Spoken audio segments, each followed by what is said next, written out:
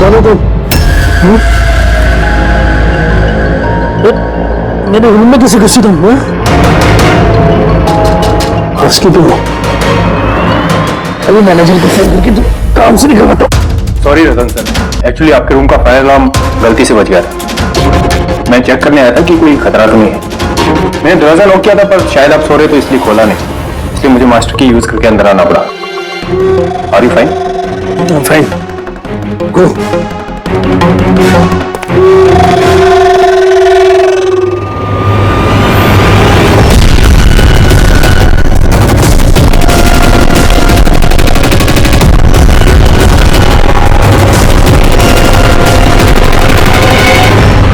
सोने के बाद भी सर दर्द क्यों है?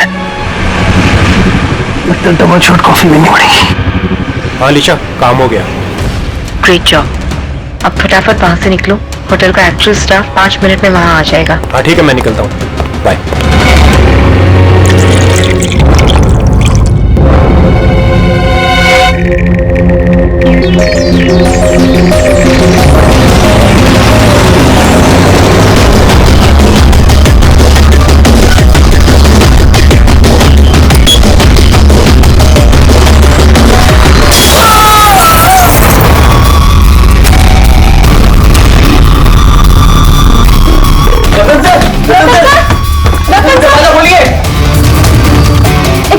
मास्टर की से दरवाजा खोलते हैं।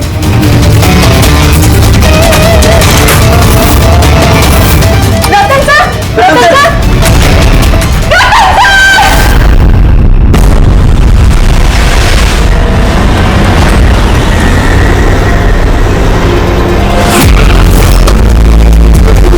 जिनका खून हुआ उनका नाम क्या है?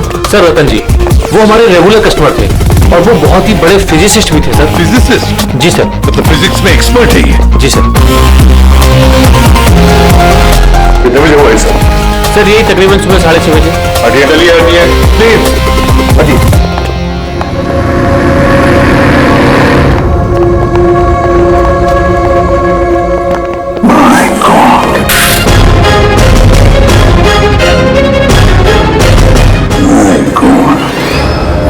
इसके छाती में तो इतने सारे दांत घुसे हैं। अगर इसकी मौत ये माइक्रोवेव ओवन ब्लास्ट होने की वजह से हुई है तो ये 1 2 3 4 6 डार्ट इसके शरीर में क्या कर रहे हैं? माइक्रोवेव ब्लास्ट नहीं हुआ सर, यहाँ तो गन रखी हुई है।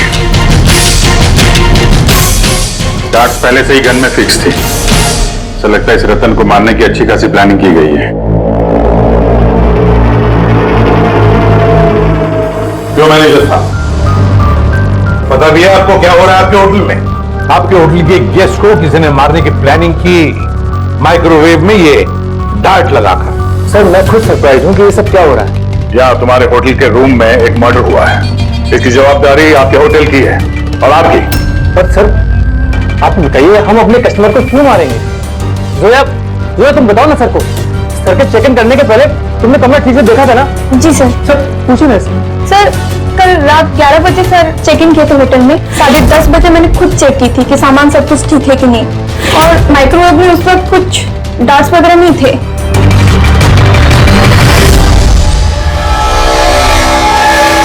सर आधा खाया हुआ पिज्जा है सर। आपके यहाँ ये बाहर का खाना अलाउड है? सर अलाउड तो नहीं है, लेकिन रतन सर रेगुलर थे तो किसी स्टाफ ने अलाउ कर दिया होगा सर।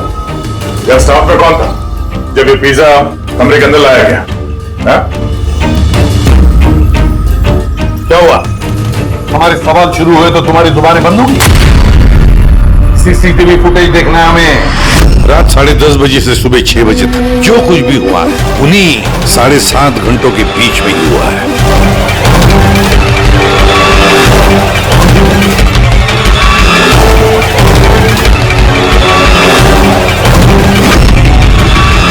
जोया 10:30 बजे रतन जी के कमरे में गई और 11:15 बजे बाहर आई 15 मिनट में।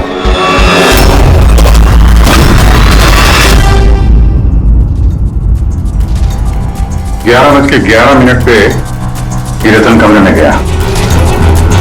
फॉरवर्ड करना सर।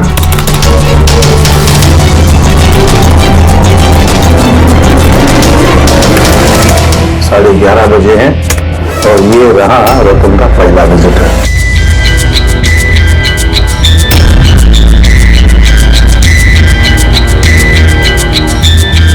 अरे 5 मिनट में बाहर भी आ गया। काफी गुस्से में भी लग रही है कौन है? सर ये अमित है, रतन सर के भाई। पहली बार आए थे होटल में। रतन जी तो मिलना भी नहीं चाहते थे उन्हें, पर इन्होंने जबरदस्ती करके रूम में घुस गए।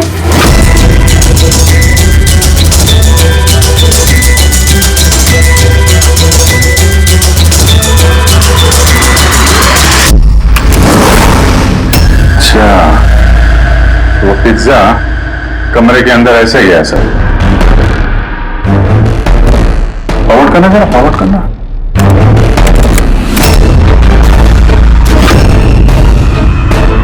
ये निकली स्टॉप 2 बजे।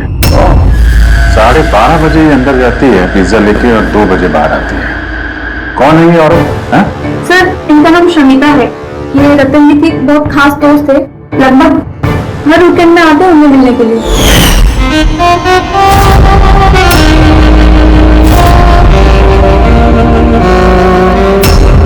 शमिता खास दोस्त रात के 12:30 बजे आती है पिज्जा लेकर। रतन को आखिरी कॉल किसी शमिता नाम की लड़की ने किया था और उससे पहले किसी अमित ने। सर। हाँ पंकज, एक से ये पासपोर्ट देखिए सर। इस पे ये कैम्बी का वीजा लगा है। तो सर ये बॉम्बे से कैम्बी जाने का टिकट। फोटो तो उसी की है, तो नाम रतन नहीं है, दिग्विजय कुमार।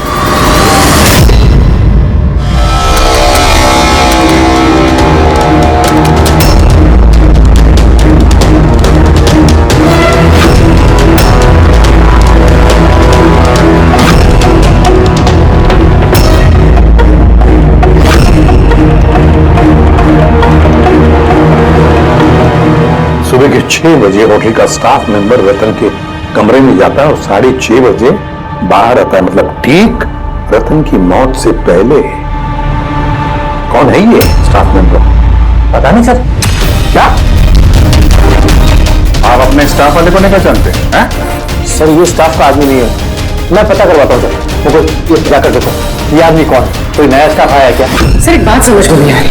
ये रतन एक फिजिसिस्ट था, देश के स्पेशलाइज्ड स्पेस प्रोग्राम पे काम कर रहा था। नकली पासपोर्ट बनाने की क्या जरूरत? वही तो, कोई किसी फिजिसिस्ट को मारने के लिए इतनी लंबी प्लानिंग क्यों करेगा?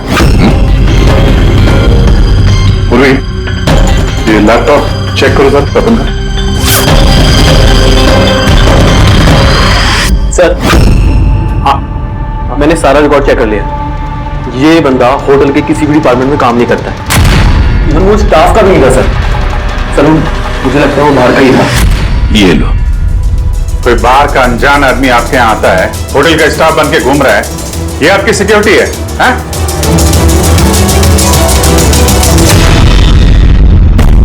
हाँ पूर्वी, कुछ मिला? हाँ सर, लैपटॉप हैक किया तो कुछ सीक्रेट फाइल्स मिली है। ये कुछ खुफिया इंफॉर्मेशन है, देश की सुरक्षा से कनेक्टेड। माय गॉड, ये क्या? सर ये खुफिया इंफॉर्मेशन रतन किसी को बेचना चाह रहा था। ये देखिए, इस डील से रिलेटेड मेल्स भेजे उसने किसी को। ये देखिए, ये सारा है। एग्जैक्टली ये खुफिया इंफॉर्मेशन क्या है जो रतन बेचने वाला था? सर हमारे देश के बॉर्डर पे कितने जवान तैनात हैं, आर्मी के पास कौन कौन से हथियार हैं, फौज की टुकड़ियां किन किन एरियाज में और कहां पर नहीं, सारी जानकारी है इसमें। अगर ये इंफॉर्मेशन किसी गलत आदमी के हाथ लग गया तो देश की सुरक्षा को खतरा हो सकता है। सर ये मिलिट्री की कॉन्फिडेंशियल फाइल उसे मिली कहां से? ऑब्वियसली पंकज, किसी आम आदमी के पास ये क्लासिफाइड फाइल्स नहीं हो सकते हैं। ये क्लासिफाइड फाइल्स और ये डुप्लीकेट पासपोर्ट इस बात की तरफ इशारा कर रही है कि ये रतन कोई फिजिसिस्ट नहीं था, ये किसी दुश्मन देश का जासूस था जो अपना काम करने के बाद इस नकली पासपोर्ट के जरिए देश छोड़ के भागने वाला था हमेशा के लिए। ये तो एप्रन वगैरह निकाल के बाहर निकल गया सर। फोन पर भी बात कर रहा है। वो सर भाई पार्टनर होगा रेडी। होटल के बाहर के जितने भी सीसीटीवी कैमराज हैं सबकी फुटेज चेक करो। सर जब तक इस अनजान स्टाफर का पता चलता है ये शमिता और रतन का भाई अमीर, इनसे पूछताछ करते हैं। सर ये रतन शायद फिजिसिस्ट नहीं था, दुश्मन देश का जासूस था सर। जासूस? हाँ सर, हमें उसके बैग से ये नकली पासपोर्ट मिला। उसके लैपटॉप में ये खुफिया फाइल से सर, ये देखिए। माय गॉड, तो फिर हमें जल्दी से जल्दी रतन के घर वालों से मिलना चाहिए और इस शमिता से भी पता तो चले कि ये रतन फिजिसिस्ट था भी या कोई जासूस। एक तो अभी मेरे पति का खून हुआ है और अब सीआईडी वाले उन पर देश से गद्दारी का इल्जाम लगा रहे हैं। भाभी भाभी संभालिए अपने आप को। वैसे ही भाई साहब की मौत के सदमे से आपकी तबीयत खराब है। सर अमित, आपसे भी कुछ सवाल करना है हमें। आप लोग एक साथ एक ही घर में रहते हैं, तो कल रात अपने भाई के पीछे पीछे होटल रूम में क्या करने गए थे आप? मैंने ही भेजा था उन्हें वहां। तुमने भेजा? किस लिए? क्योंकि रतन भाई साहब पूरी प्रॉपर्टी अपने नाम करके हमें घर से निकालना चाहते थे। वसीयत के पेपर के साथ भी छेड़छाड़ की थी उन्होंने, और अपने भाई का तो उन्हें कोई लिहाज ही नहीं था। तो तुम क्या कह रही हो दिया? भाभी प्लीज। ये सारी बातें यहाँ पर हो सकती थी घर में, उसके लिए होटल में जाने की क्या जरूरत थी? सर लड़ाई झगड़ा करके हम घर का माहौल नहीं खराब करना चाहते थे, और रतन भाई साहब इस टॉपिक को कई दिनों से अवॉइड कर रहे थे, इसलिए मुझे लगा कि होटल में जाके बात करना ही ठीक रहेगा। मगर कमरे से तो तुम बहुत जल्दी वापस आ गए थे, इतनी जल्दी बात हो गई? सर होटल के कमरे में भी बात हो नहीं पाई थी। भाई साहब बहुत नींद में थे और थके हुए थे, इसीलिए चिड़चिड़े भी हो गए थे, और गुस्से में आके मैं भी वहां से निकल गया। इतना बड़ा घर है फिर भी होटल में जाके ठहरते थे, हैं? सर रतन काफी इंट्रोवर्ट थे, उन्हें अकेलापन चाहिए होता था ताकि वो अपने काम में ज्यादा ठीक से ध्यान लगा सके। घर में भी होते तो अक्सर वो अपने कमरे में ही होते थे।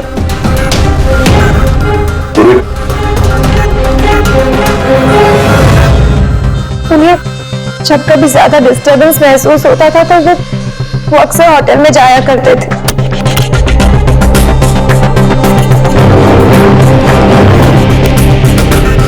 ये शमिता कौन है? शमिता?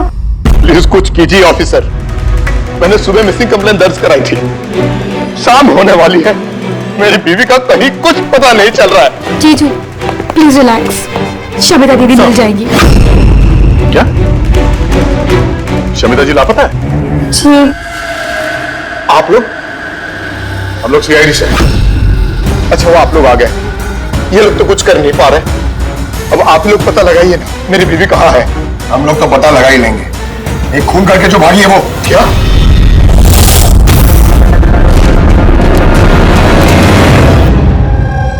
कहने के लिए तो रतन मेरी पति थी, लेकिन मैं उनके बारे में कुछ नहीं जानती थी। वो मुझसे कुछ भी शेयर नहीं करते थे। उनकी जिंदगी के हर पन्ने मेरे लिए राज से कम नहीं था। ये शमिता कौन है मैं कुछ नहीं जानती, मैंने ये नाम भी नहीं सुना। यहाँ तक कि वो क्या करते हैं, क्या काम करते हैं, मुझे कुछ नहीं पता। ये उस होटल कॉरिडोर की फुटेज। कल घर से कहाँ जाने के लिए निकली थी शमिता?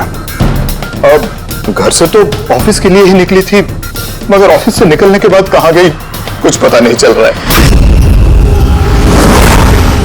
अच्छा कल डिनर में क्या खाया था रतन ने? प्लेन चीज पिज्जा।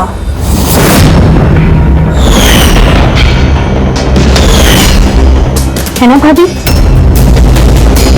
हाँ।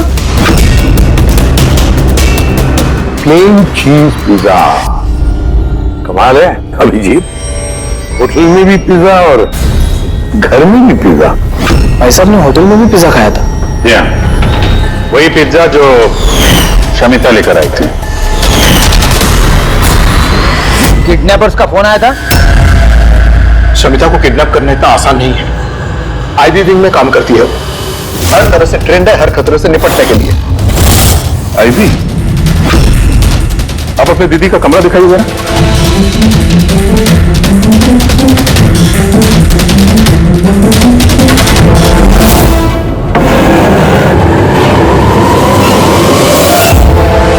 सर, ये है दीदी का कमरा।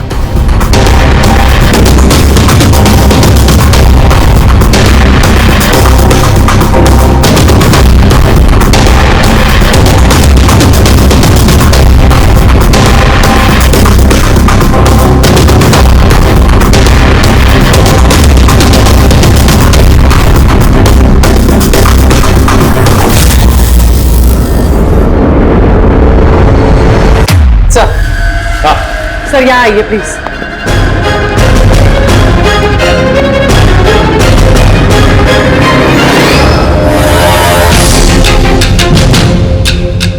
ये लो, कमरे के अंदर कमरा। सर इधर आइए। ये कंप्यूटर हैक हुआ है सर। एक काम करो, पूरे घर की तलाशी लो। गाड़ियां विग्स, ओहो, प्रोस्थेटिक्स।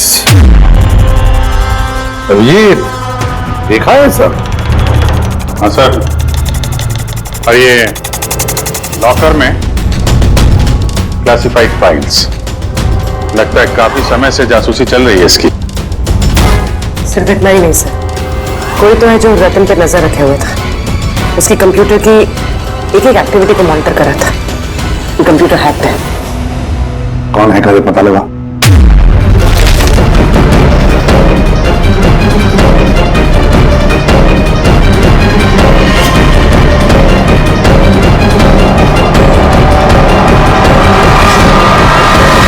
अब क्या कहना है आप लोगों को इसके बारे में?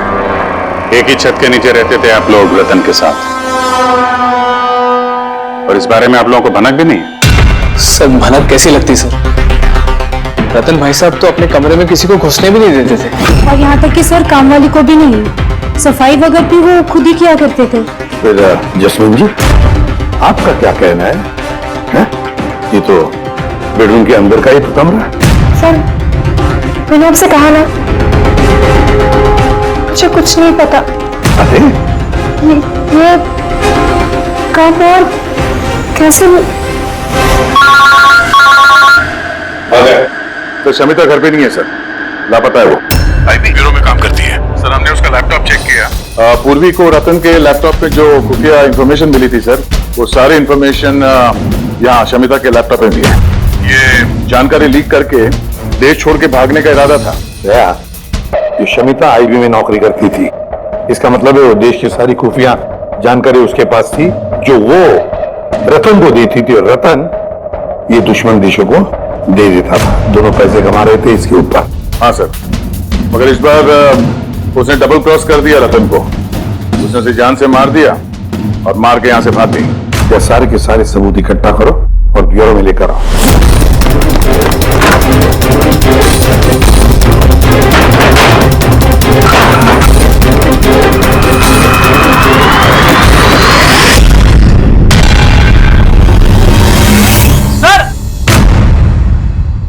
सर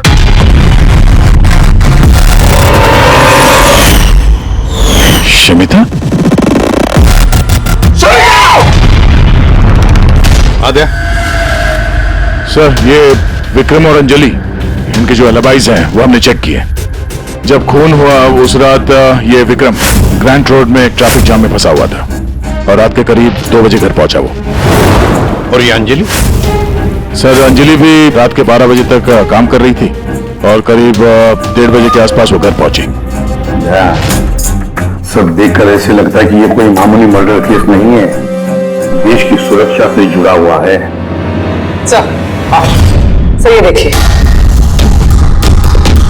सर, ठीक ब्लास्ट से पहले सुबह 6:30 बजे के आसपास इस लाल गाड़ी में एक औरत होटल से बाहर गई।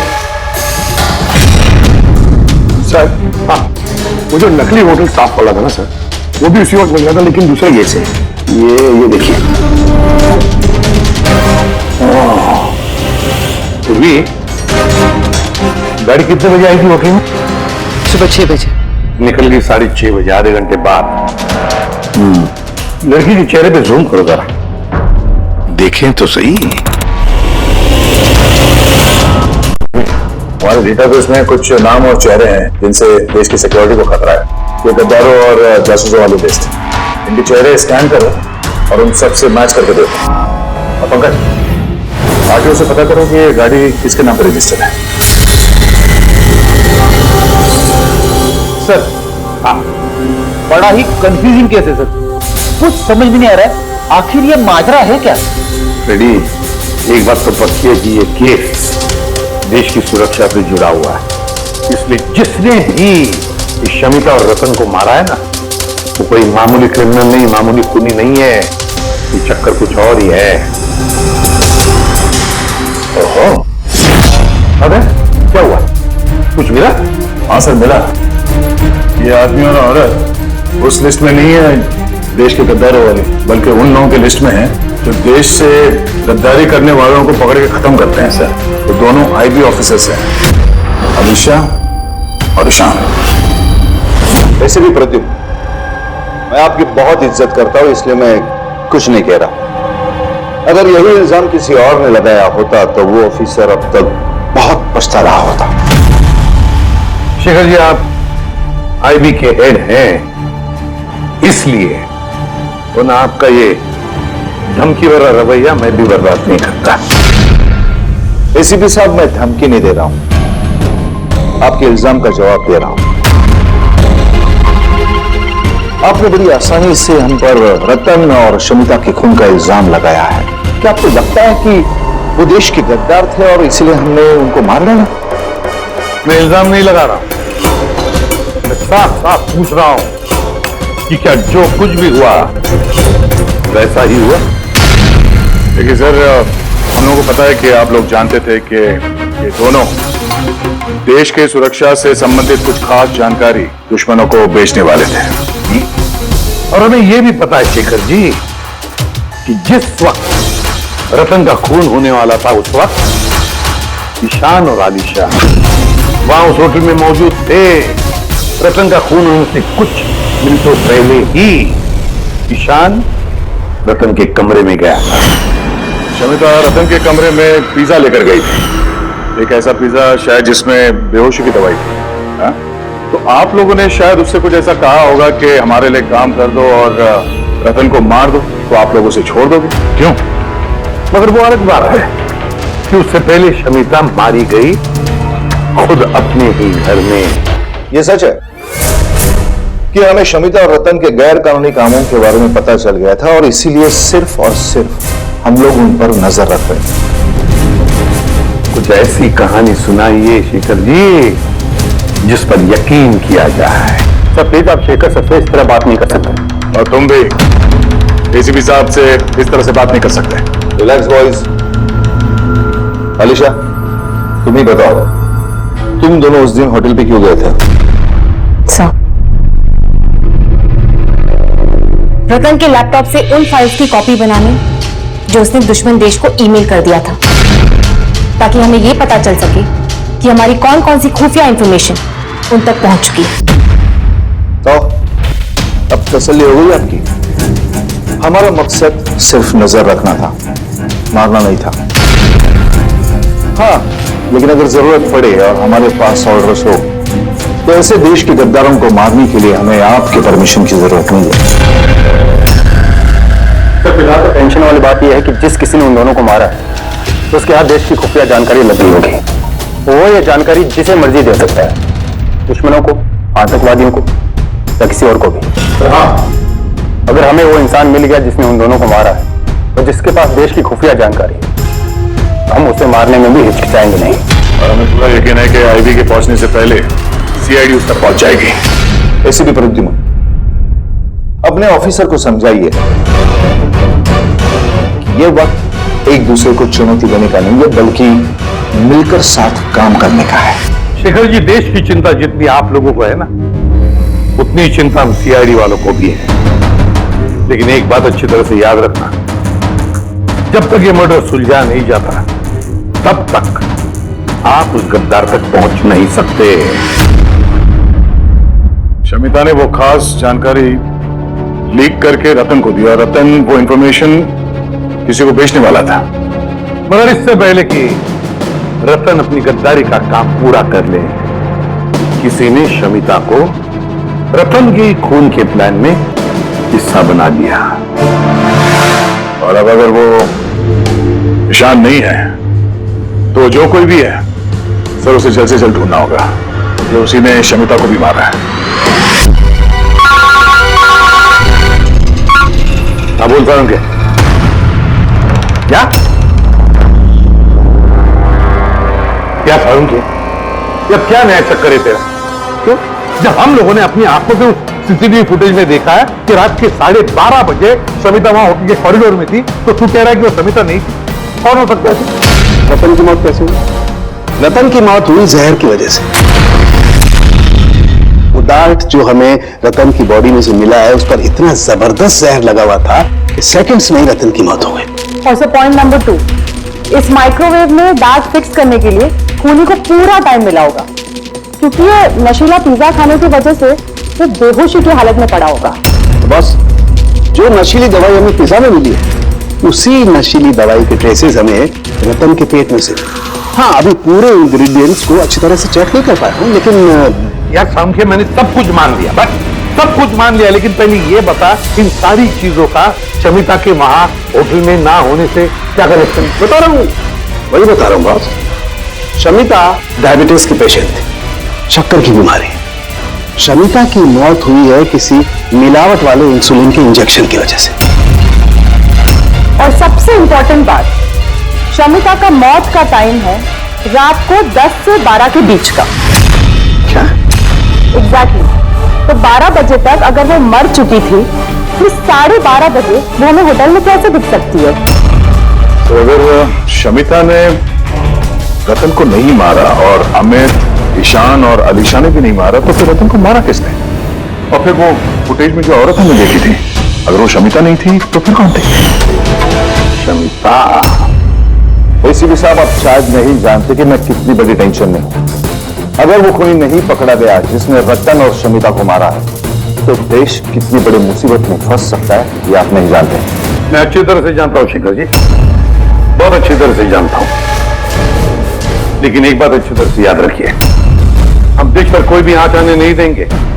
उससे पहले ही हम खूनी को पकड़ लेंगे। सर, वो खूनी की आइडेंटिटी हमें वो ईमेल से मिल सकती है सर, जो रतन और शमिता ने एक दूसरे को भेजा है। अब कैसे? मुझे तो ये भी लगता है कि जरूर कोई आसपास वाला ही है जिसे शमिता और रतन, इन दोनों की छोटी से छोटी आदतों के बारे में पूरी जानकारी थी। हाँ सर, जैसे कि सुबह उठते ही रतन का माइक्रोवेव में कॉफी बनाना और शमिता को इंसुलिन के इंजेक्शन पहुंचा देना, ये तो कोई पास वाला ही आदमी कर सकता है। और खूनी को यह भी पता था कि ये अंजलि और विक्रम रात 1 बजे से पहले घर आने वाले नहीं है। आखिर खूनी कौन हो सकता है सर? सर, एक बात समझ में नहीं आ रही सर, ये रतन और शमिता एक दूसरे को 2 सालों से जानते हैं, मगर गद्दारी करने का इन्होंने ये 3 हफ्ते पहले ही सोचा, ऐसे अचानक? हाँ सर, बात थोड़ी अजीब तो है। इन 3 हफ्तों के पहले इनका कोई रिकॉर्ड तो नहीं रहा खुफिया खबर के एक्सचेंज को लेकर। इस सबका तीसरे गद्दार से क्या लेना देना? We are running out of time. हाँ सर, हमने सारे सुरागों के ताले खोल दिए हैं, लेकिन हमें वो दरवाजा नहीं मिल रहा जो हमें तीसरे जासूस तक ले जा सके। तीसरा दरवाजा है, ये तीसरा दरवाजा हमें उस जासूस तक ले जाएगा। कौन सा? उस दरवाजे का नाम है पिज्जा। पिज्जा, वो औरत जो बड़े बड़े काले चश्मे और घुंघराले बाल का विग पहनकर घूमती है ना, शमिता बनकर, उसने उस दिन पिज्जा लाया बाहर से कोठरी के अंदर।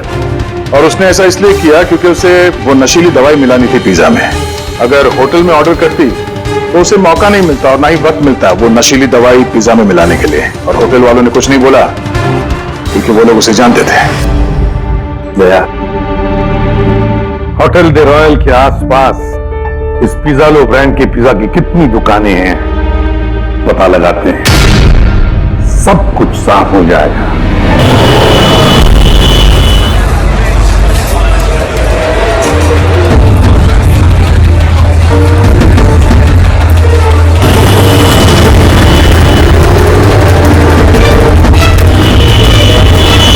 हाँ सर, कल रात 12:15 बजे कोई तो आया था पिज्जा लेने, लेकिन वो कोई लड़की नहीं बल्कि एक लड़का था। इन दोनों में से कोई था? हाँ सर, यही था वो। विक्रम।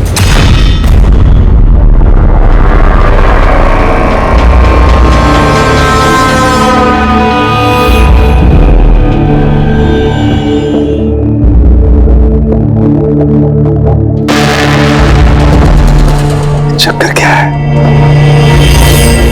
लड़का, एक मिनट आओ। यस, लड़का, ये दोनों स्लाइड्स में पिज्जा के सैंपल्स हैं। इसमें वो है जो हमने उसके पेट में से निकाला है। दूसरा ये पिज्जा का वो टुकड़ा है जो एक्चुअल है, जो टेबल पे रखा हुआ था। जरा देखो दोनों। सर इट्स ऑब्वियस ना कि यही वाला पिज्जा खा के रतन वो बेहोशी वाली नींद सोया था। उसमें देखना क्या है? Do you think I am fool? दोनों क्या? कोई वजह होगी तभी तुम्हें दिखा रहा हूं ना। प्लीज देखो ना। Of course sir. Just see it. हाँ हाँ सर, हाँ।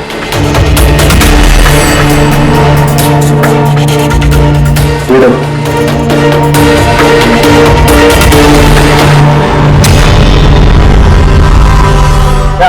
इसका मतलब रतन ये पिज्जा खा के दोष नहीं हुआ है? एग्जैक्टली वही दिखाना चाहता था मैं तुम्हें। क्या खाया होगा उसने?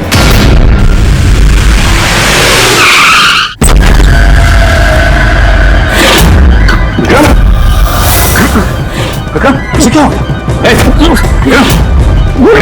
एम्बुलेंस को फोन करो। ये किस चीज की तरफ इशारा कर रहा है? फोन पे? हाँ, क्या है इस फोन पे? 5 मिनट में एम्बुलेंस आ रही है। Good good. समिता और रतन सामने सिर्फ फोटो देखी तो लग रहा है कि एक दूसरे को बहुत प्यार कर लिया। 1 महीने पुराना फोटो। दोनों प्यार करते थे या जासूस थे?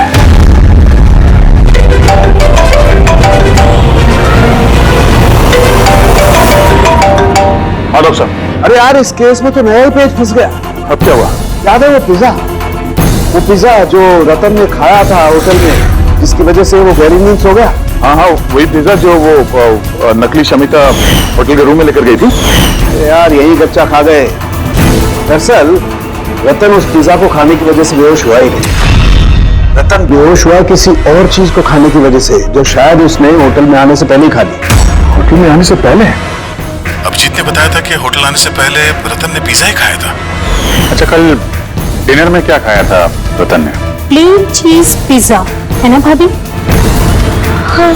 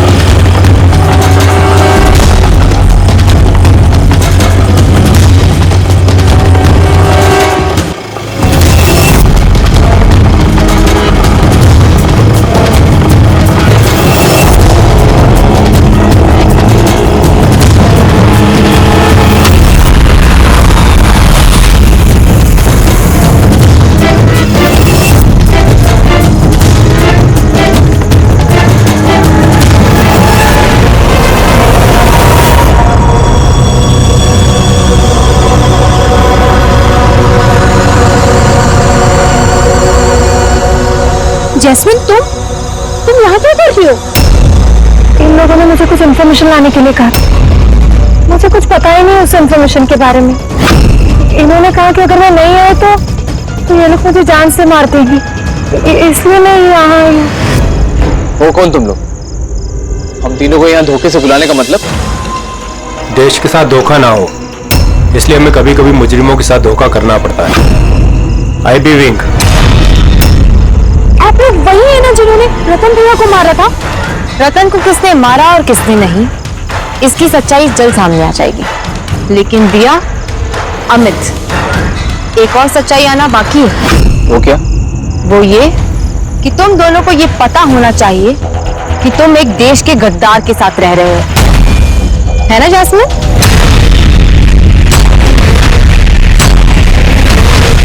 वो बहुत नॉनसेंस। तुम लोग मुझे देश का गद्दार कह रहे हो? रतन को बेहोशी वाला खाना तुमने खिलाया था ना, जिसकी वजह से उसकी बाद में मौत हो गई। अब तुम्हारी भलाई इसी में है कि तुम जल्दी से अपना जुर्म कबूल कर लो। क्या कह रहे हो तुम लोग? मैंने ऐसा कुछ नहीं किया है। कौन सी बेहोशी वाली दवाई? मैं अपने पति को क्यों मारूंगी? हाँ, क्यों उसे बेहोशी वाली दवाई दूंगी? अमित, तुम चुप क्यों? हाँ, तुम उस दिन मेरे साथ थे ना, जब मैंने रतन को खाना दिया था। तुम कुछ क्यों नहीं बोल रहे? चुप क्यों? कुछ तो बोलो ना। सारी कोशिशें बेकार है जस्मीन। अपने देवर भैया के मुंह से सच उगलवाने की कोशिश मत करना, क्योंकि ये अपना मुंह खोलेगा ही नहीं। ये सारा किया धरा इसी का है। विक्रम को जानते हो? कौन विक्रम?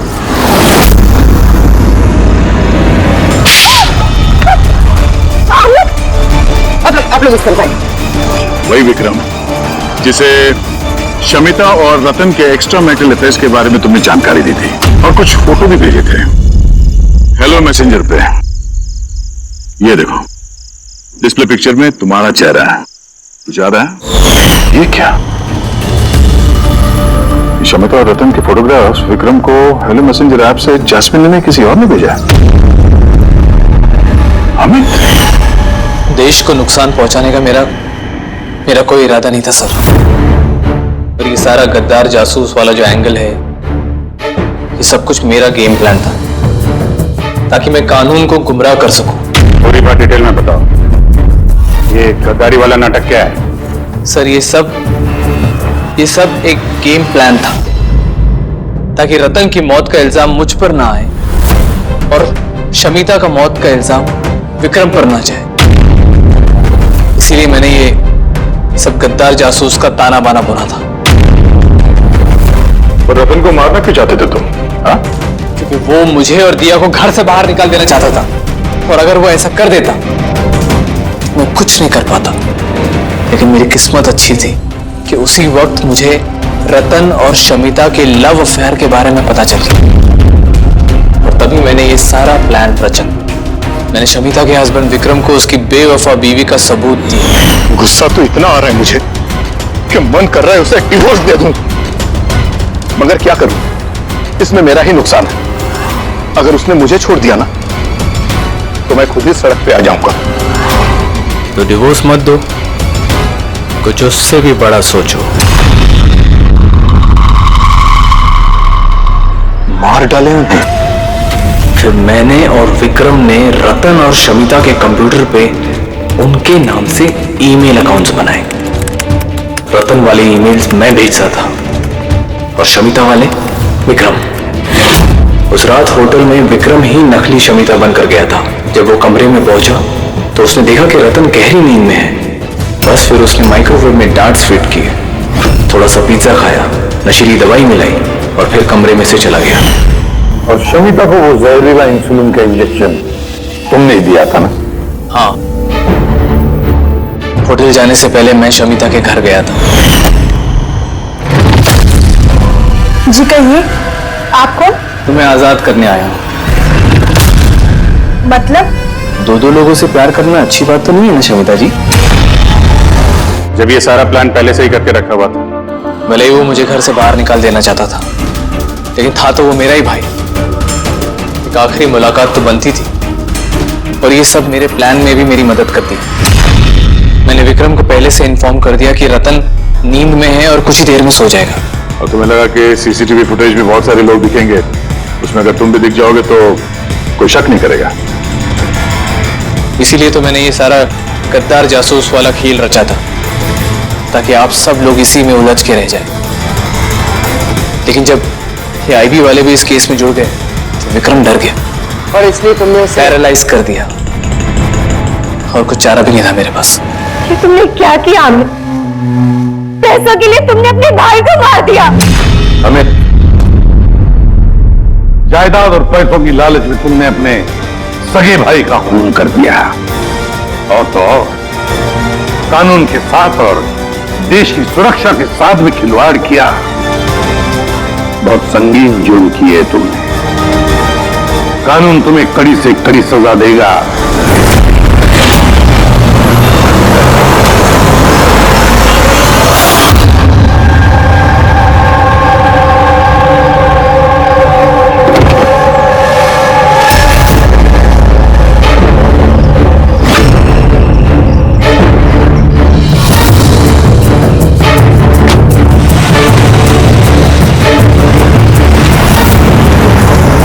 अरे एक गाड़ी चेक करो अच्छे से।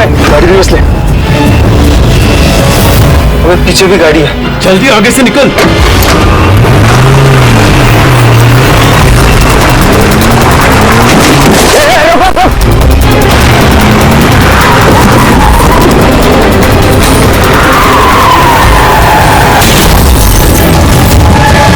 गाड़ी रोक ले। गाड़ी रोक, गाड़ी रोक। जल्दी से गाड़ी बचाओ, पीछे का बच्चा। ये लोग नाकाबंदी तोड़कर भागे, जरूर इन्होंने कोई जुर्म किया होगा। अगले 5 किलोमीटर तक नाकाबंदी करवाओ।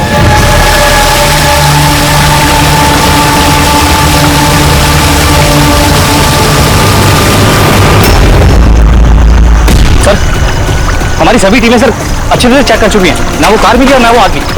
वो लोग नाकाबंदी तोड़कर भागे, सड़क खत्म हुई, जंगल शुरू हो जाता है, इसका मतलब वो यही कहीं होंगे।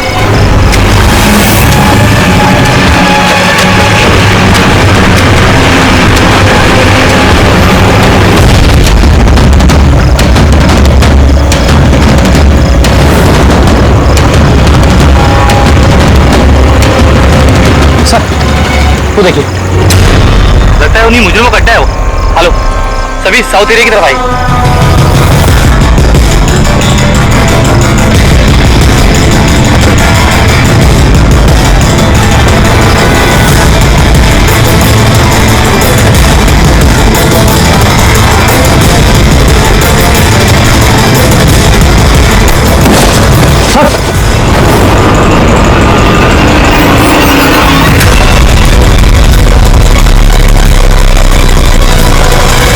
माय गॉड, ये तो मर चुका है।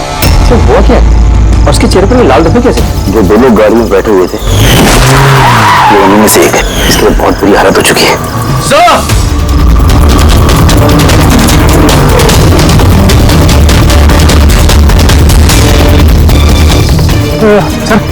सर, ये तो वही आदमी है, उस लड़के का पार्टनर। सर, ये हुआ क्या है सर? वैसे ही निशान है सर। तुम इसे जल्दी से हॉस्पिटल पहुंचाओ, तब तक मैं सीआईडी को फोन करता हूँ। सर, चलिए। Hello CID.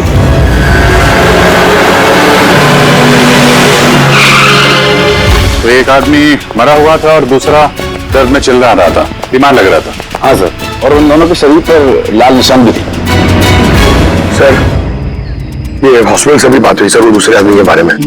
तो हॉस्पिटल वालों ने क्या बताया? तो उसकी हालत खराब है सर, उन्हें समझ में नहीं आ रहा उसे हुआ क्या। इसका मतलब उन्होंने अभी तक इलाज शुरू नहीं किया? टेस्ट कर रहे हैं सर, लेकिन पता नहीं क्या हुआ उसे, तो अभी देख रहे हैं। कमाल है यार, क्या हुआ क्या होगा उन लोगों को? सर यहाँ इस तरफ।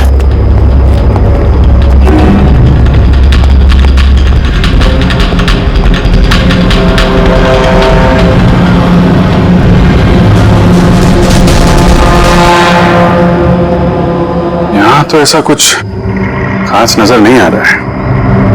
तो प्रणव, ये जो लाल निशान थे बॉडी में, उसके अलावा कोई फेटल इंजरी का निशान था क्या बॉडी में, जैसे चाकू के निशान हो या गोली मारने के?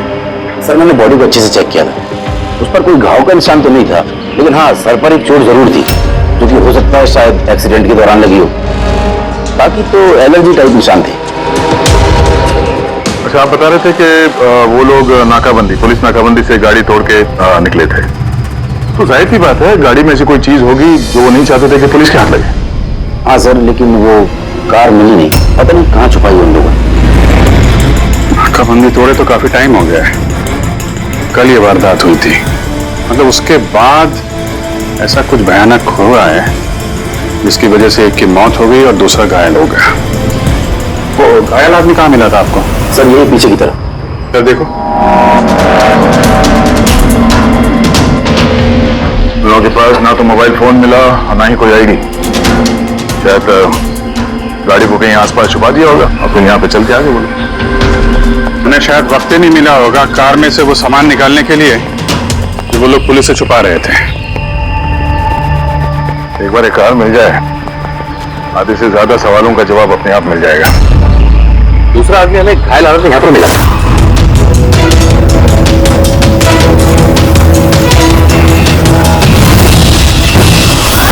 सर,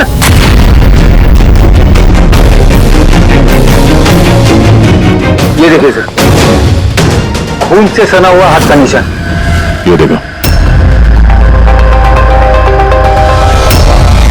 जूतों के निशान भी है। चलो फिर अंदर जंगल में चल के देखते हैं, शायद ये जूते के निशान हमें कार तक ले जाएं।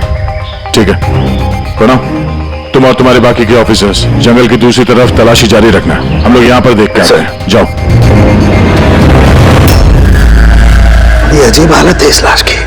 इसके शरीर पर ये जो पहले धब्बे थे ये लाल थे, लेकिन सारे के सारे धब्बे अजीब तरीके से काले पड़ गए। इसके खाल भी निकलने लगे। सर इतने अजीब तरह के निशान है इसके शरीर पर, निशान लाल थे फिर काले हो गए, क्या हो सकता है इसे? माय गॉड, इसके सर के बाल देखो कितने कमजोर हो गए, जरा सा हाथ लगाया तो गुच्छा बाहर आ गया। सर ऐसा कभी ना देखा है ना सुना है, बड़ी अजीब बीमारी है इसे।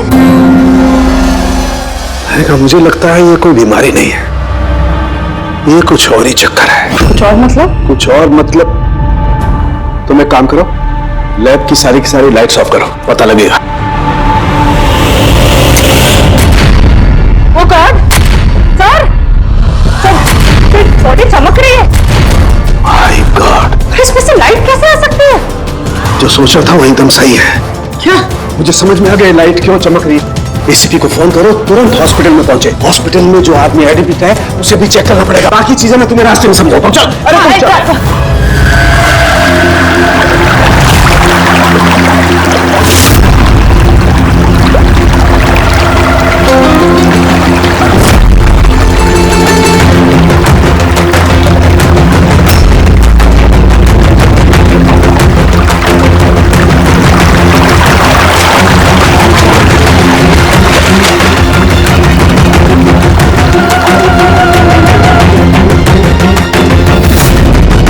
अभिजीत,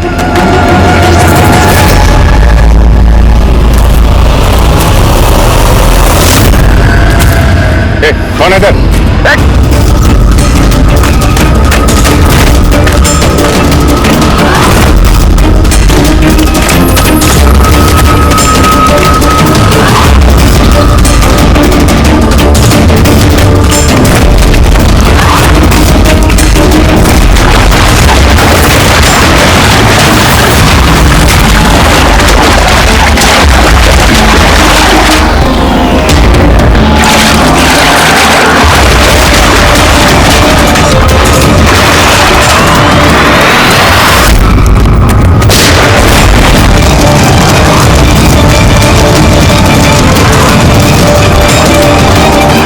डॉक्टर सोलंकी, आपके कहने पर हमने पेशेंट को एक सिक्योर रूम में शिफ्ट कर दिया। Very good. पर बात क्या है? देखिए, बात मैं थोड़ा आपको बाद में बताता हूं। अरे सोलंकी, हाँ,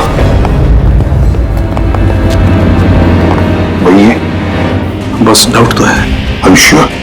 एक बार चेक करो। हाँ ठीक है। कहाँ है? आइए प्लीज कम।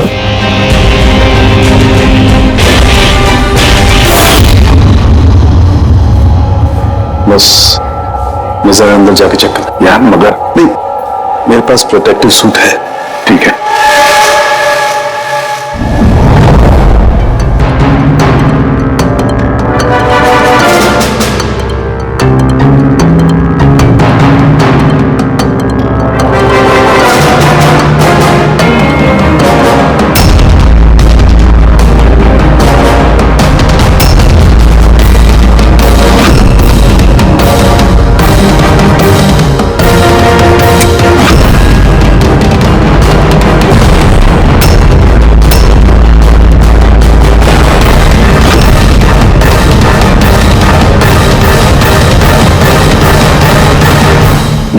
लेकिन ये तो क्या शख्स सही निकला है। देखिए, जो भी नर्स और वार्ड बॉय इस पेशेंट के ज्यादा संपर्क में आए हैं, पहले उनको बुलाइए। उनका इलाज करना बहुत जरूरी है, प्रिकॉशन।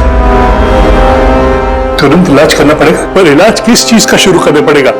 आप कुछ बताइए तो सही। डॉक्टर साहब, ये मरीज एक बहुत ही खतरनाक रेडियो एक्टिव मटेरियल के संपर्क में आया है, और ये जो सिम्टम्स आप देख रहे हैं ना, ये सारे के सारे सिम्टम्स रेडिएशन पॉइजनिंग के सिम्टम्स हैं। Radiation poisoning? हाँ, और इसका जो पार्टनर था वो ऑलरेडी मर चुका है। अगर इसका इलाज जल्दी नहीं किया गया तो इसका बचना भी नामुमकिन है। हे भगवान, मैं तो इस पेशेंट की कब से देखभाल कर रही थी। क्या मुझे भी वो रेडिएशन पॉइजनिंग हो गई होगी? पायल कंट्रोल योरसेल्फ। डॉक्टर, नहीं, देखिए, घबराइए मत। देखो पायल, तुम डायरेक्ट इस रेडियो एक्टिव मटेरियल के संपर्क में नहीं आई हो, इसलिए तुम्हें इन्फेक्शन होना बहुत ही कम संभावना है इसकी। फिर भी सेफ्टी के लिए आप लोग रेडिएशन एक्सपोजर की दवाई ले लीजिए, ताकि इससे होने वाले साइड इफेक्ट्स का असर आप पे ना हो। हाँ, एक बात का ख्याल रखो, आपसे जो कोई भी इस मरीज के पास आएगा, जो कोई भी, उसे इस तरीके के प्रोटेक्टिव सूट्स का इस्तेमाल करना पड़ेगा, ध्यान रखना। संकेत, तेरे फोन कॉल के बाद में मैंने एटॉमिक रिसर्च इंस्टीट्यूट में फोन किया, उनसे पूछताछ की। उन्होंने बताया कि उनके पास जितना भी रेडियो एक्टिव मटेरियल था वो बिल्कुल ठीक ठाक है, स्टोरेज से कुछ भी गायब नहीं है। सर, ये रेडियो एक्टिव मटेरियल इस तरह खुले में तो नहीं मिलता, स्पेशल एजेंसीज के पास ही अवेलेबल होता है। बॉस, ये रेडियो एक्टिव मटेरियल इन्हें कहां से मिला, कैसे मिला, ये तो बाद में पता लगाएंगे। फिलहाल मैं आपको इतना बता सकता हूं कि ये बहुत ही ज्यादा मात्रा वाले रेडियो एक्टिव मटेरियल से इन्फेक्टेड है, जिसमें न्यूक्लियर एलिमेंट भी शामिल हो सकते हैं। साहब, जो कुछ भी हो, इस आदमी को हमें बचाना ही होगा, क्योंकि यही हमें बता सकता है कि वो जो न्यूक्लियर रेडियो एक्टिव मटेरियल है उसे कहां से मिला है। और तो और पता नहीं कितने सारे लोग इसके संपर्क में आए होंगे, उन सब की जान भी तो खतरे में है, उनको भी तो बचाना होगा हमें। सर, कहीं ये रेडियो एक्टिव मटेरियल उस कार में तो नहीं है जिसमें ये लोग थे? कहीं पर भी हो सकता है। सर, उनके काम कर, तो इस पेशेंट के साथ रहे। हाँ ठीक है बॉस, मैं इंतजार करता हूँ। जब भी उसे होश आएगा मैं उसे पूछने की कोशिश करूंगा कि उसे मटेरियल कहां से मिला, कैसे मिला। हाँ, और तारिका, तुम एक काम करो, तुम वापस से उस लाश को अच्छी तरह से चेक करो, पता लगाने की कोशिश करो आखिर कौन से एलिमेंट है, अच्छी तरह से डिटेक्ट करो। Hello ACP Pradyuman. एसीपी साहब, जिन सवालों के रेगिस्तान में आप लापता हैं, उसका जवाब है मेरे पास। मिलना चाहेंगे? कौन हो तुम और कहां पर मिलोगी?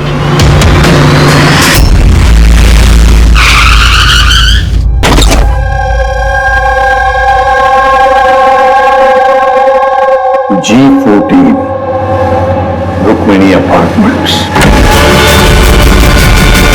इसकी कोई जरूरत नहीं है एसीपी प्रद्युमन, आपको मुझसे कोई खतरा नहीं है। आप चाहे तो ये गन नीचे रख सकते हैं। कौन हो तुम? Mayank, intelligence bureau officer. Intelligence bureau? और इस तरह से मिलने बुलाते हो? मजबूरी थी, कई मासूमों की जान खतरे में, और उन्हें बचाने के लिए जरूरी था कि हम यहाँ इस तरह खुफिया तरीके से मिले। मासूमों की जान की बात करते हो? कहीं ये उस रेडियो एक्टिव? जी हाँ, जब आपने एटॉमिक रिसर्च इंस्टीट्यूशन में कॉल करके इंक्वायरी करनी चाहिए तो हमें वहां से अलर्ट आ चुका था। तुम्हारे पास हमारे सारे सवालों के जवाब? जी हाँ, है तो सही, लेकिन वो टॉप सीक्रेट है। उम्मीद करता हूं कि सीआईडी द्वारा ये सीक्रेट लीक नहीं होगी। बताओ तो सही। कुछ दिन पहले हमें इंटेल मिली थी, देश में न्यूक्लियर डिवाइस आया है। हमने बॉम्ब ढूंढने की कोशिश की, लेकिन हमें कुछ पता नहीं चला। हमने ये बात ना ही पब्लिक में बताई, ना ही मीडिया में, क्योंकि हमारे बताने से खौफ का माहौल पैदा हो सकता था। लेकिन हमें जैसे ही पता चला कि इस तरह का केस आपके पास आया तो हम फौरन चले आए। लेकिन मयंक, ऐसा कोई न्यूक्लियर एटम बॉम्ब, ऐसा कोई डिवाइस कोई गाड़ी में कैसे ले आ सकता है? दरअसल ये न्यूक्लियर डिवाइस मॉडिफाई की गई है, इस तरह से मॉडिफाई की गई है कि ये एक सूटकेस में भी फिट हो जाए। उसका वेट तकरीबन 5 किलो है, या हो सकता है उससे भी कम। इतना छोटा बम? छोटा है मैम, लेकिन बहुत भयानक है, आप खुद ही देख लीजिए।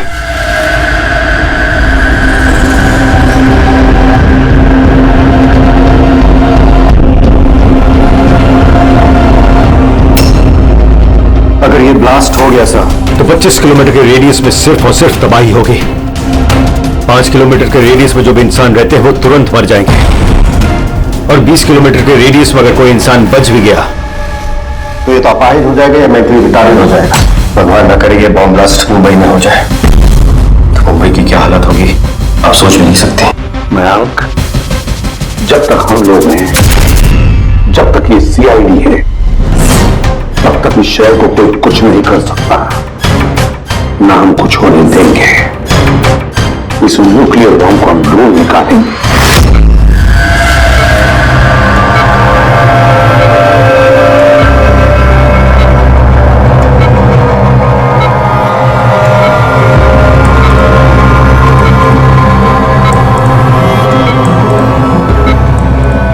कैसे हो तुम?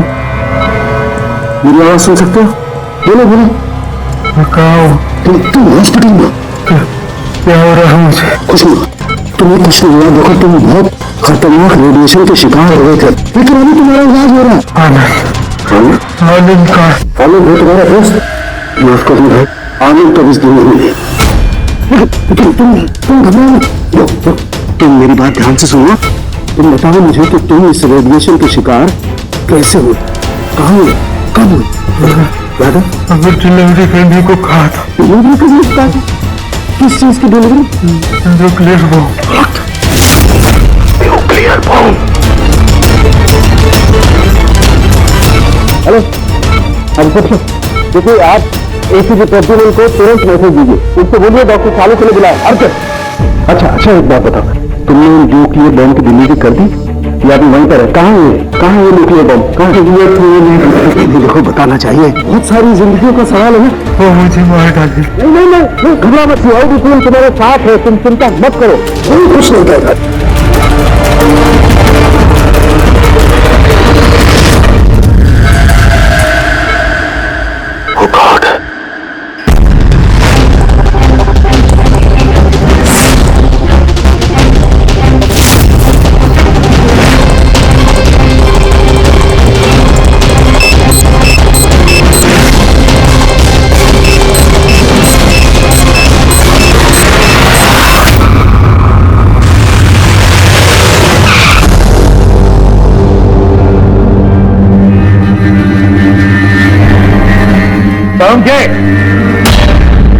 सो गया क्या?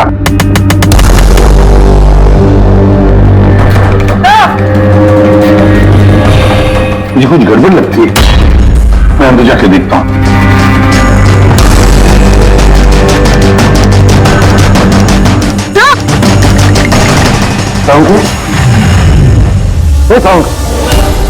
क्या हुआ सर?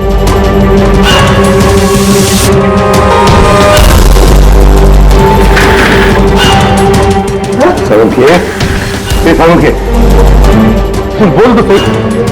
हाँ बोल। सर ये होश में लेकिन कुछ बोल नहीं पा रहे हैं। जल्दी से डॉक्टर को बुला। तारीखा कहाँ गई?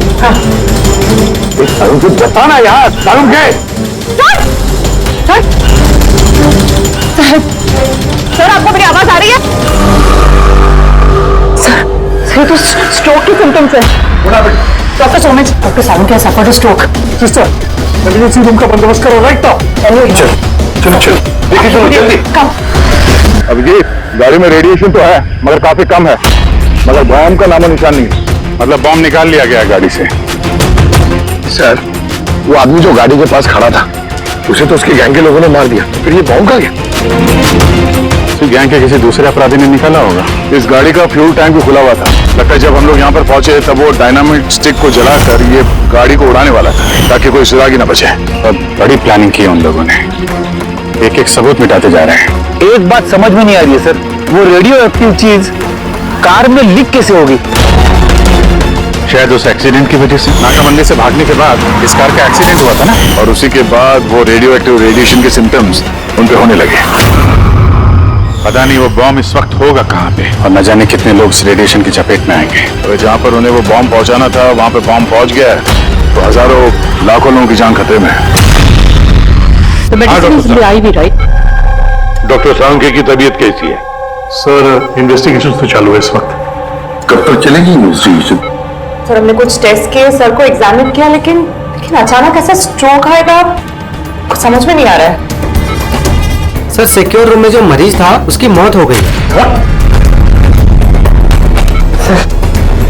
सर मरीज मर चुका है, डॉक्टर साहब की हालत नाजुक है। वो न्यूक्लियर बॉम्ब का उसका हमें पता नहीं। अब क्या करें? इस शहर में हजारों लाखों सूटकेसेस होंगे। अगर जल्दी उस बॉम्ब वाले सूटकेस को नहीं ढूंढा तो इतनी तबाही होगी कि इतिहास में वो दिन काले अक्षरों में लिखा जाएगा।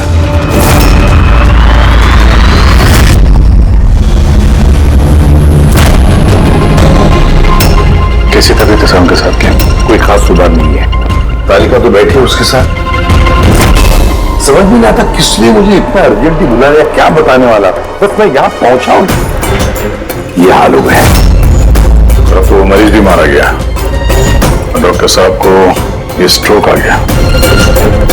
क्या ये संयोग है सर? सर उनके साहब को स्ट्रोक आया ठीक उसके पहले जब वो हमें कुछ बताने वाले थे। संयोग ही होगा जी। डॉक्टर साहब को स्ट्रोक आया, किसी ने हमला तो नहीं किया उन पे? हाँ सर, और उस मरीज की हालत तो वैसे भी नाजुक थी, डॉक्टर्स जवाब दे चुके थे। कोई संयोग नहीं हो सकता, गड़बड़ है, कुछ न कुछ तो गड़बड़ जरूर है। किसी भी साहब, मैं समझता हूँ कि इस वक्त आप डॉक्टर सोलंकी की हालत को लेकर बहुत परेशान हैं, लेकिन हमें जल्द से जल्द कुछ करना होगा। अगर ये बॉम्ब ब्लास्ट हो गया तो लाखों लोगों की जान खतरे में होगी। हमारे वहाँ कार तक पहुंचने से पहले आतंकवादी बॉम्ब लेके चला गया सर।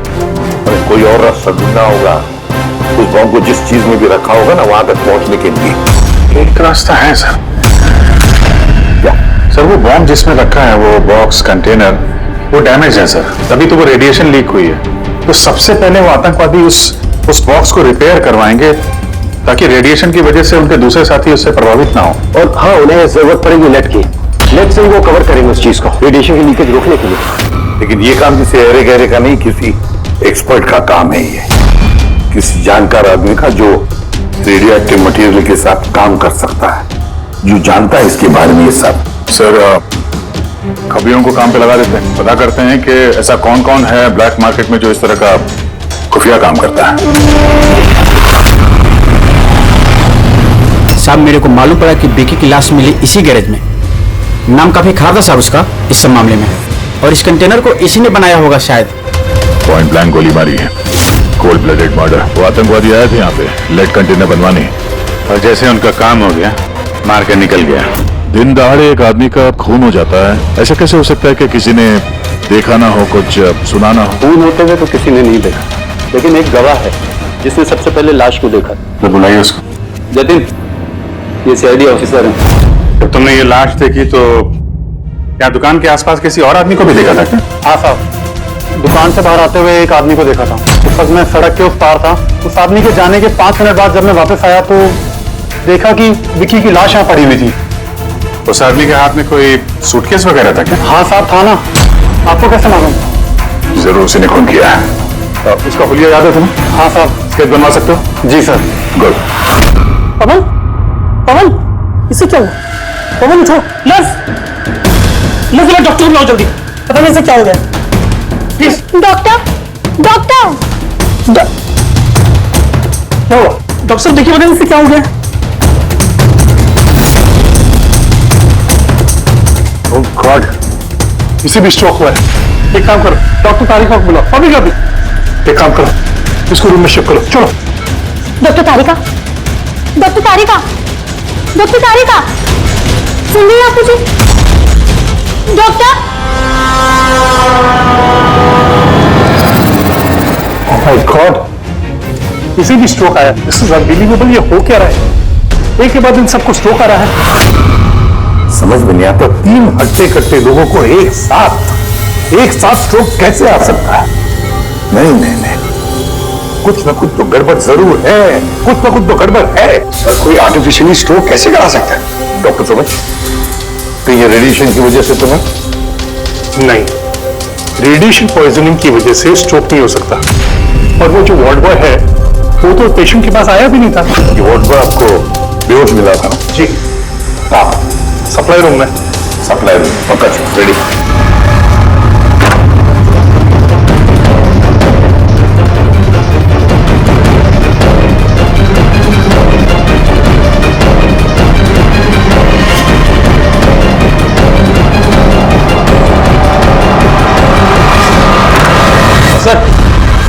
सप्लाई रूम में कुछ नहीं मिला। जो कुछ भी है वो यहीं पे है, जिसकी वजह से ये सब हुआ है। ठीक है, इस कमरे को अच्छी तरह से चेक करो, एक एक कोना छान मारो।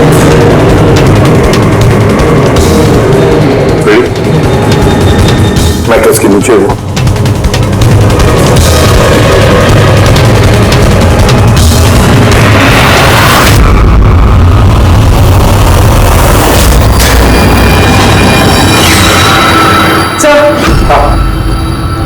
ये डिवाइस मिला है, अजीब सा है।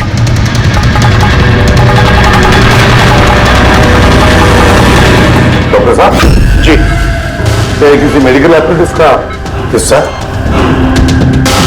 ये तो मैंने कभी देखा ही नहीं। ये हॉस्पिटल का इक्विपमेंट है ही नहीं।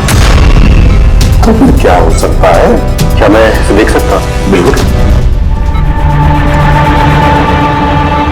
ऐसा लग रहा है ये डिवाइस मैंने पहले कभी देखी है। राइट, स्पेशल फोर्सेस में यूज किया जाता है इस डिवाइस को। If I am not wrong, इसे न्यूरल डिस्ट्रप्टर कहते हैं। न्यूरल डिसरप्टर मतलब? देखिए, हमारा शरीर तभी काम करता है जब दिमाग को सिग्नल देता है शरीर को काम करने के लिए, जैसे उठना, बैठना, खाना पीना या फिर बातें करना। और ये सिग्नल आता है न्यूरॉन्स के जरिए, और ये डिवाइस दिमाग और शरीर के सिग्नल को कैंसिल कर देता है, डिस्टर्ब कर देता है। और अगर ऐसा होता है तो फिर शरीर दिमाग का इशारा समझ ही नहीं पाता है, जैसे लकवा मार जाता है शरीर को। ऐसा लगता है जैसे स्ट्रोक हो गया, लेकिन दरअसल वो स्ट्रोक होता नहीं, सिर्फ टेम्परेरी इफेक्ट होता है। मयंक, अगर ये डिवाइस हम यहां से दूर ले जाए तो क्या इसका असर कम हो सकता है? जी बिल्कुल, है ना? रेडी? काम करो, इस डिवाइस को दूर लेकर जाओ और डिस्ट्रॉय करो, नष्ट करो इसे। Yes sir. इसका मतलब है ये तीनों ठीक हो जाएंगे? जी डॉक्टर साहब, बिल्कुल। लेकिन अगर हम लोग यहाँ पर और ज्यादा देर रुकते हैं तो इसका असर हम पर भी हो जाता। अच्छा, तो इसीलिए इस चीज का असर तारिका और सारुंखे पर हुआ। इसका मतलब है इसका असर वॉल्ट बॉय पे इसीलिए हुआ था क्योंकि वो 1 घंटा उस कमरे में था जो इस कमरे के बाजू में है। एग्जैक्टली डॉक्टर साहब। अब क्योंकि ये डिवाइस हमने डिस्ट्रॉय कर दी है, तब तीनों जल्दी होश में आ जाएंगे। मगर ये डिवाइस यहाँ रखा किसने होगा? उसी आतंकवादी गैंग में से किसी ने। वो गैंग जानती है कि डॉक्टर सारुंखे के पास कोई जरूरी इंफॉर्मेशन है, तो बस उसी लिए ये डिवाइस यहाँ लाकर लगा दिया ताकि सारुंखे की हालत हो जाए। शुभ समझ, कोई अंदर वाला ही, क्योंकि बाहर वाला तो अंदर आ ही नहीं सकता। जरूर कोई हॉस्पिटल का स्टाफ है जो उन लोगों से मिला है। नहीं एसीपी साहब, ऐसा हो ही नहीं सकता। ऐसा ही हुआ डॉक्टर ओमेक, ऐसा ही हुआ है। अब एक बात अच्छी तरह से सुन लो, जब तक वो मुजरिम पकड़ा नहीं जाता इस हॉस्पिटल से कोई भी, मतलब आप भी, हॉस्पिटल से बाहर नहीं जाएगा। इस पूरे हॉस्पिटल के सारे फ्लोर्स के सीसीटीवी कैमरास के फुटेज अभी के अभी हमें देखने हैं। सर, सभी स्टाफ वालों की लिस्ट देख ली, लेकिन अभी तो कुछ नहीं मिला। मिलेगा फ्रेडी, मिलेगा। अब सीसीटीवी फुटेज देख रहे हैं ना, मिलेगा जरूर, कुछ ना कुछ तो मिलेगा। पॉज करो। पता नहीं क्यों मुझे ऐसे लग रहा है मैंने देखा है इसे, जाना पहचाना सा चेहरा है। कौन कौन? यस, ये देखो, यही आदमी है वो। ये दया अभिजीत ने जो स्केच बनवाया ना, यही है वो। देखो, विकी का खून करने के बाद ये बॉम्ब वाला ब्रीफकेस लेकर गया था। सर ये नर्स कौन है और ये क्या बात कर रहे हैं आपस में? ये तो मुझे पता नहीं, लेकिन एक बात तो पक्की है कि इस हॉस्पिटल के स्टाफ में से जो भी कोई मुजरिमों के साथ मिला है ना, ये नर्स है वो। सर, ये नर्स तो पायल है। ये पायल का है, बुलाइए उसे। सिस्टर, पायल का है, उसे अभी कभी बुला। पायल तो काफी देर से दिखी ही नहीं हॉस्पिटल में। सर, पायल तो हॉस्पिटल में नहीं है। पायल हॉस्पिटल में नहीं है मतलब पायल गायब है। आपको कहा था ना डॉक्टर सुमेश कि इस हॉस्पिटल में से कोई भी हमारे परमिशन के बगैर बाहर नहीं जाएगा। तो फिर ये पायल गई कैसे? तो हमें पता नहीं, हमने उसी वक्त सारे दरवाजे बंद कर दिए थे, कोई बाहर नहीं गया। क्या बात कर रहे हैं आप? ये हॉस्पिटल से बाहर कोई एम्बुलेंस गई थी क्या? एम्बुलेंस, हाँ, एक इमरजेंसी केस था, आधा घंटा पहले एक एम्बुलेंस बाहर गई थी। ये पायल से एम्बुलेंस में है। वो जो नर्स है पायल, वो भी थी तुम्हारे साथ एम्बुलेंस में? हाँ साहब, वो बता रही थी कि जिस मरीज को हम लेने जा रहे हैं वो उसका दोस्त है, तो चल पड़ी मेरे साथ। अभी कहाँ है वो? ये कुछ काम याद आ गया उसको बीच में, तो उतर गई। सिर्फ हॉस्पिटल से निकलने के लिए एम्बुलेंस का इस्तेमाल किया था उसने। कहाँ उतारा, कहाँ था उसे? ये खातीपुरा जंक्शन पे उतरी साहब। Khatipura, okay, thank you.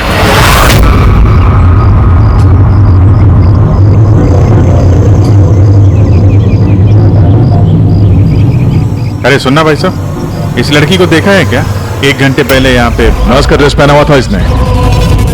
हाँ सर, मैंने इसको देखा है, मेरे रिक्शे में आई थी। अभी आधे घंटे पहले मैं इसको 5 बत्ती सिग्नल के पास छोड़ा था। Thank you. 5 बत्ती सिग्नल वहां कहाँ गई होगी है? ये देखो, जरूर आसपास कहीं भीड़ भाड़ वाले इलाके में ही जाएगी। ये बॉम्ब फटने के बाद ज्यादा से ज्यादा लोगों को नुकसान पहुंचना चाहिए।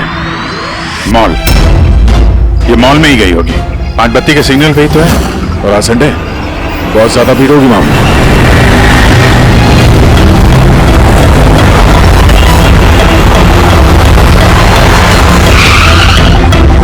पायल यहाँ कहीं बाहर तो दिखाई नहीं दे रही है। कहीं मॉल के अंदर तो नहीं चली गई? मेन गेट से तो मॉल के अंदर जा नहीं सकती, सिक्योरिटी चेक में पकड़ी जाएगी वो। बॉम्ब का रेडियस 25 किलोमीटर का है। जरूरी नहीं मॉल के अंदर बॉम्ब रखे, तो हो सकता है उसने ये बॉम्ब मॉल के आसपास कहीं छुपा के रखा। चेक करते हैं।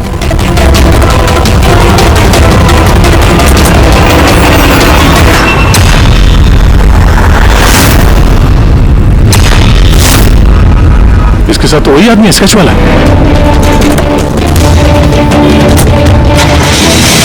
बाहर निकल। ये यहाँ तक पहुँच गई, जल्दी चलो।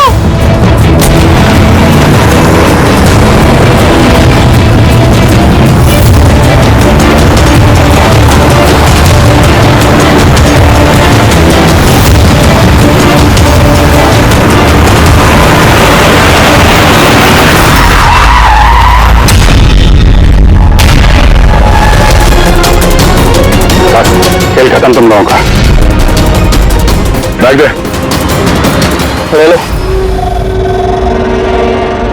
पर कोई फायदा नहीं है, मैंने बॉम्ब को एक्टिवेट कर दिया है। 1 घंटे में ये शहर भी खत्म हो जाएगा और हम भी मर जाएंगे।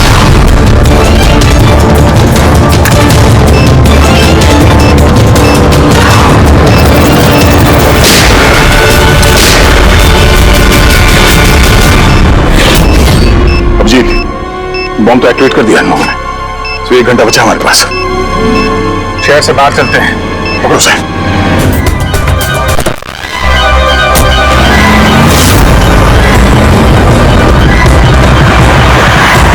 आबादी से तो काफी दूर आ गए।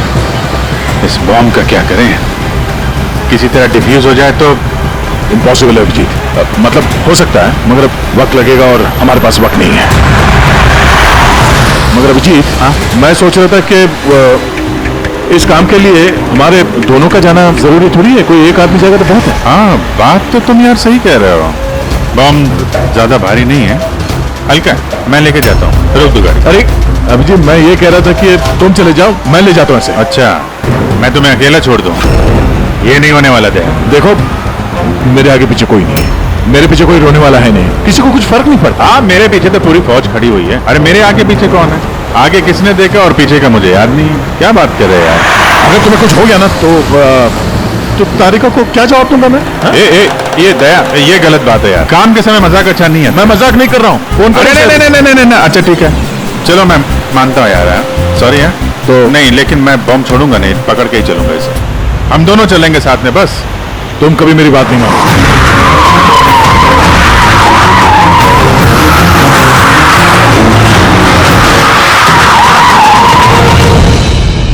क्या हुआ? लगता है टायर में कुछ प्रॉब्लम है। ये पीछे वाले टायर में से चेक करो। इसी समय होना था ये भी। संभल के।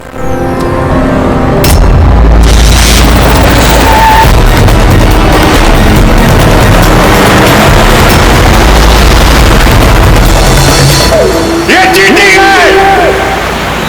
ये चीटिंग है!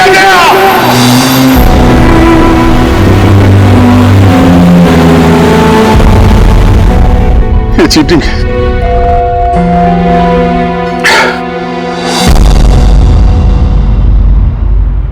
सर, डॉक्टर तारिका और ये वॉन्बो ये तो होश में आ गए, मगर सालू के सर होश में क्यों नहीं आ रहे सर? क्योंकि डॉक्टर सलून के इस डिवाइस के संपर्क में कुछ ज्यादा देर थे, इसलिए उन्हें होश में आने में भी कुछ ज्यादा समय लगेगा।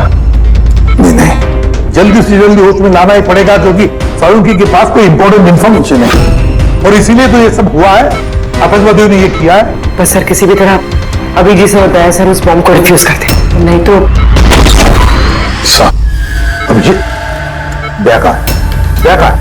सर मैं और दया वो बॉम्ब लेके शहर से बाहर जा रहे थे। लगता है टायर में कुछ प्रॉब्लम है। ये पीछे वाले टायर में से चेक कर। दया ने मुझे सवाल कर गाड़ी से बाहर निकाल दिया और खुद निकल पड़ा है सुसाइड मिशन पे। और तुमने उसे जाने दिया? उसने धोखे से उतार दिया मुझे। अभिजीत सर, ऐसा मत कहिए, इसका मतलब दया सर वापस नहीं आएंगे। फ्रेडी, कुछ नहीं होगा दया को, कुछ नहीं होगा उसे। एक सीआईडी ऑफिसर है, समझे? इसे बचाने के लिए हम रास्ता ढूंढ निकालेंगे। हम ढूंढेंगे रास्ता तो एक ही है सर, वक्त रहते किसी तरीके से उस बॉम्ब को डिफ्यूज कर दिया जाए तो। लेकिन बॉम्ब को डिफ्यूज वही आतंकवादी करेंगे जिन्होंने उस पर पासवर्ड डाला है, और सारे के सारे मारे जा चुके हैं।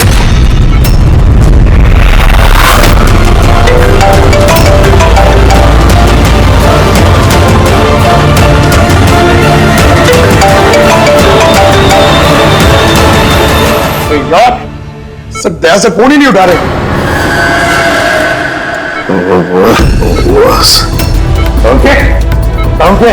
तू ठीक तो है? न्यूक्लियर बॉम्ब क्या जानता, बता, क्या बताने वाला था तू मुझे? जल्दी बता। पासवर्ड जानता है तू? क्या है पासवर्ड? जल्दी बता। Rainbow. Abhijeet sir, password rainbow.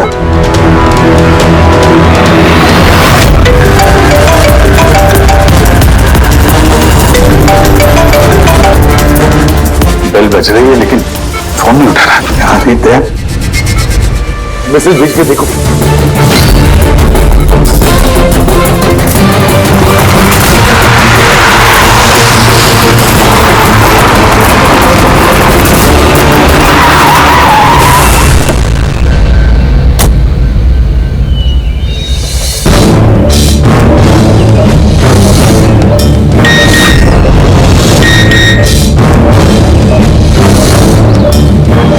Abhijit का मैसेज, कोड मिल गया? हाँ अभिजीत, पासवर्ड मिल गया है। पासवर्ड है, एक मिनट।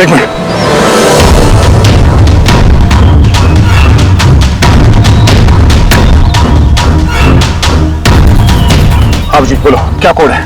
रेनबो। कीपैड में अल्फाबेट्स नहीं है, सिर्फ नंबर्स है। अल्फाबेट नहीं? यार ऐसा कैसे हो सकता है? उसमें देखो ना, कहीं होगा अल्फाबेट के लिए जगह। देखो ABCD 26 अल्फाबेट्स है, तो जैसे एक A1 होगा। रेनबो का आर का देखो। पंकज जल्दी बताओ, वैल्यू क्या निकलती है? देखो रेनबो। मैं एक नंबर बोलने वाला हूँ, वो नंबर टाइप करना। ओके? अरे टाइम नहीं है सर, ये बंदा सर। ये न्यूमेरिकल नंबर दे रहा हूँ, उसको टाइप करना। कौन सा नंबर था? 18। एक मिनट। हाँ बोलो। 18 19 19 14 15 523। नहीं अभिजीत, बॉम्ब डीएक्टिवेट नहीं हुआ। क्या हो सकता है ठीक से टाइप ना हुआ? फिर से ट्राई करो। हाँ अभिजीत, ठीक से डाला, जल्दी बताओ यार। 6 मिनट 23 सेकंड बचे बस। 18 19 19 14 29। अरे अभिजीत कुछ नहीं हो रहा यार, वो कीपैड का बटन दबाता हूँ तो म्यूजिकल ट्यून बज जाता है, बस और कुछ नहीं। म्यूजिकल आवाज कैसी? कहीं पासवर्ड म्यूजिकल तो नहीं? रेनबो एक मोबाइल ट्यून है ना? जरा देखो। हाँ टोन। जल्दी करो यार, टाइम नहीं है। एक सेकंड। ये क्या है? सुनो दया, ये ट्यून सुनो और उसमें ये ट्यून को डालने की कोशिश करो। अभिजीत, ये म्यूजिक तो यहाँ ये कीपैड में बज रहा है। ये सुनो, ये 1 2 3 4 5 6 नहीं, ये 5 नंबर तक एक ही म्यूजिक बज रहा है, उसके बाद ये म्यूजिक चेंज होता है। ये सुनो 6, 7, 8, 9। नहीं ध्यान से 5 तक ट्यून है, उसके बाद ड्रम की आवाज है। 5 तक जो है ना 1, 2, 3, 4, 5 वहां तक जो ट्यून है उसको ट्राई करो। तो यार मैं कोई म्यूजिशियन हूँ क्या? मुझे कुछ समझ में नहीं आ रहा है ये क्या है, क्या ये ट्यून? यार दया ऑप्शंस ट्राई करो। 1, 2, 3, 4, 5 है। 5, 4, 3, 2, 1 करो। 1, 3, 5, 5, 4, 3, 2, 1 कुछ भी रैंडम करो, रैंडम। अरे कर तो रहा हूँ यार। ट्राई करो, कुछ करो। सर कोशिश कर रहा हूँ सर, ये कुछ जम नहीं हो रहा अभिजीत सर, ये नहीं हो रहा सर 40 सेकंड बचे हैं सर। कोशिश करो यार, हम लोग हैं साथ में तुम्हारे।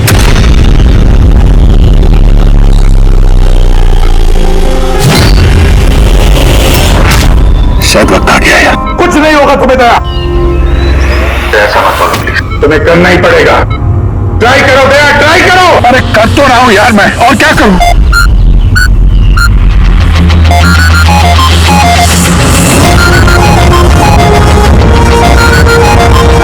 टाइम खत्म हो गया सर।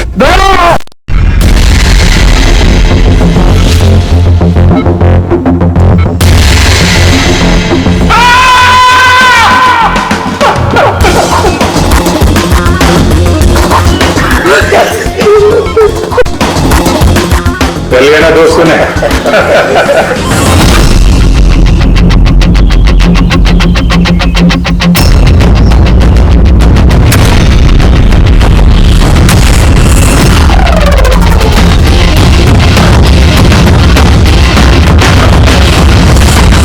इस तरह के और भी एपिसोड देखने के लिए हमारे चैनल को सब्सक्राइब करें और बेल आइकन दबाना ना भूलें।